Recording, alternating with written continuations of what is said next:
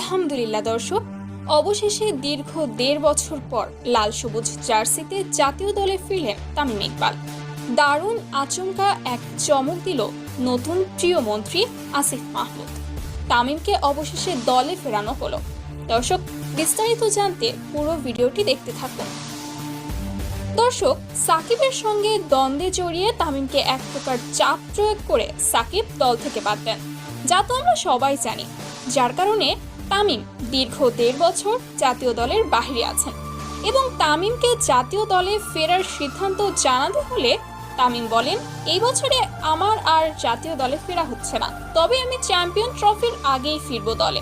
আর এদিকে নতুন ক্রীড়ামন্ত্রী আসিফ মাহমুদের এক কথায় অবশেষে অভিমান ভুলে আজ পাকিস্তান সফরে খেলতে দেশ ছাড়লেন তিনি। তো দর্শক, আপনি যদি সত্যিকারে তামিমকে ভালোবেসে থাকেন তাহলে অবশ্যই আমার চ্যানেলটি সাবস্ক্রাইব করে পাশেই থাকুন। ধন্যবাদ।